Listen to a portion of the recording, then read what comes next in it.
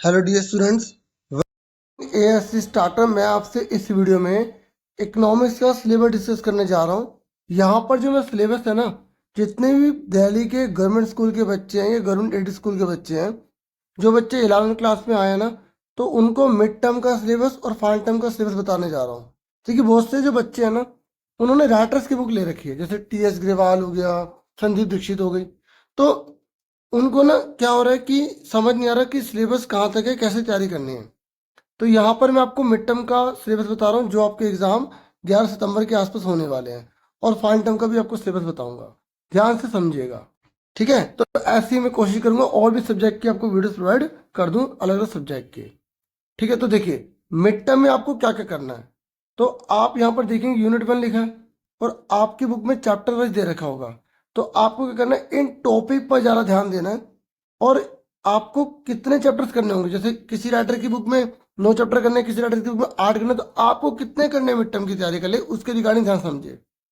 यहाँ per unit wise दे रखा है, और राइटर्स की बुक में इन्हें चैप्टर्स में कन्वर्ट करके आपको समझाया जाता है, काफ़ी एक्सप्लेनेशन दिया जाता है। तो यहाँ पर मैं आपको बता दूं, आपकी जो 2 बुक्स है ना, तो पहली है स्टैटिस्टिक्स वाली। तो उसमें आपको जो है चैप्टर्स जो है, यहाँ पर आपको अरिथमेटिक मीन तक करना है। अब किसी राइटर्स की बुक में अरिथमेटिक मीन के साथ मीडियन और मोड का भी समझा रखा होगा। आपको सिर्फ मीन तक का सारा करना है मिड टर्म की तैयारी के लिए, ठीक है।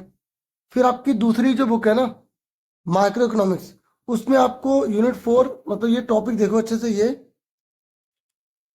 ये चैप्टर, इसके टॉपिक देख लो, ये अलग अलग चैप्टर बना के दिए होंगे, ठीक है। और आपको ये, अब आपको समझ नहीं आ रहा कि ये कहाँ तक, तो आप देखना अगला चैप्टर का आपका अलग से दिया होगा, कोस्ट वाला।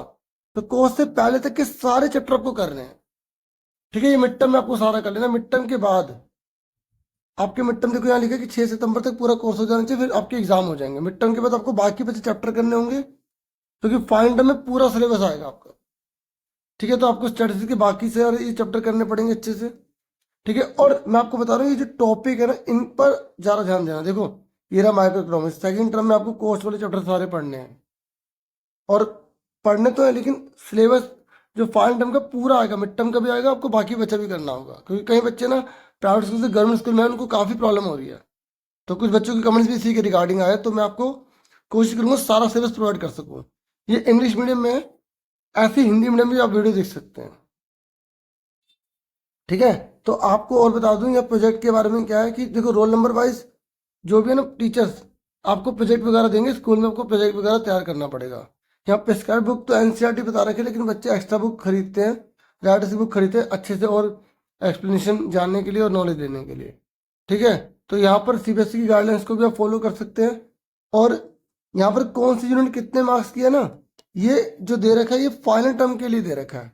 मिड टर्म में तो जो आपके आधे चैप्टर आ रहे हैं वही रहने वाले हैं, और 3 घंटे का आपका एग्जाम रहेगा, ठीक है। और आपका जो पेपर जितने नंबर का आता है, जैसे 80 मार्क्स का, तो मिड टर्म में भी 80 मार्क्स का ही आएगा, ठीक है। और उसके मार्क्स जुड़ेंगे, अच्छे से करना, ठीक है। पढ़ाई को सीरियसली लेना, ठीक है। तो वीडियो को प्लीज लाइक, चैनल को सब्सक्राइब कर देना। Thank you for watching and listening carefully. Take care dear students.